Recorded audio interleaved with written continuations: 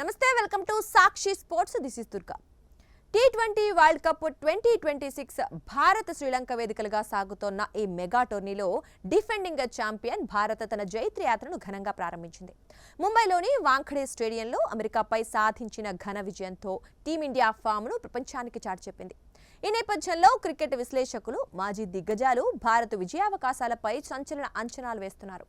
దాదాపు 96% మంది నిపుణులు ఈసారి కూడా కప్పు భారత్దేనని ఘంటాపథంగా చెప్తున్నారు. జియో స్టార్ బ్రాడ్కాస్టర్లకు చెందిన 46 మంది క్రికెట్ నిపుణులు ఈ టోర్నీపై తమ అంచనాలను వెల్లడించారు. వీరిలో 96% మంది భారత్ ఖచ్చితంగా ఫైనల్ చేరుతుందని, టైటిల్ నెగ్గుతుందని జోస్యం చెప్పారు. 2007 వరల్డ్ కప్ హీరోలు ఇర్ఫాన్ పఠాన్, పీయూష్ చావ్లాతో పాటు అనిల్ కుంబ్లే, సబా కరీం, యజ్వేంద్ర చహల్ వంటి దిగ్గజాలు భారత విజయంపై ధీమా వ్యక్తం చేశారు.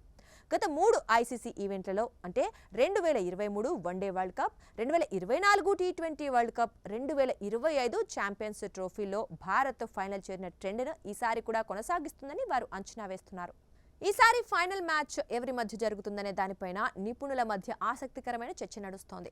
సుమారు 35% మంది అహ్మదాబాద్లోని నరేంద్ర మోడీ స్టేడియంలో భారత్ ఆస్ట్రేలియా మధ్య ఫైనల్ పోరుంటుందని అంచనా వేస్తున్నారు. 30% మంది experts 2024 T20 world cup final repeat అవుతుందని, మళ్లీ భారత్ సౌత్ ఆఫ్రికా తలపడతాయని భావిస్తున్నారు. సునీల్ గవాస్కర్, ఆరోన్ ఫించ్, అలాన్ విల్కిన్స్ వంటి దిగ్గజాలు సెమీఫైనల్ చేరే జట్లపై తమ అభిప్రాయాలను పంచుకున్నారు.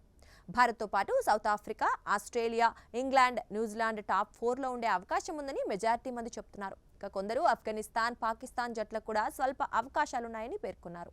ఇక ఎందుకు భారత్కే విజయావకాశాలు అని విశ్లేషిస్తే, న్యూజిలాండ్ మాజీ బౌలర్ డానీ మోరిసన్ ప్రకారం భారత్ సొంత గడ్డపై ఆడుతోంది. ఇక్కడి పరిస్థితులు, పిచ్లపై వారికి పూర్తి అవగాహన ఉంది. ఈ బ్లూ జెర్సీని ఆపటం ఎవరికైనా కష్టమే. ఐపీఎల్ ఆడిన ఎక్స్పీరియన్స్ ఉండటం వల్ల ఫారెన్ ప్లేయర్స్ గట్టి పోటీ ఇచ్చే అవకాశం ఉన్నప్పటికీ టీమిండియా బ్యాలెన్స్డ్గా ఈసారి అద్భుతంగా ఉందని నిపుణులు అభిప్రాయపడుతున్నారు. ఫిబ్రవరి 12న నమీబియాతో జరగబోయే మ్యాచ్ కోసం ఫ్యాన్స్ ఈగర్గా వెయిట్ చేస్తున్నారు.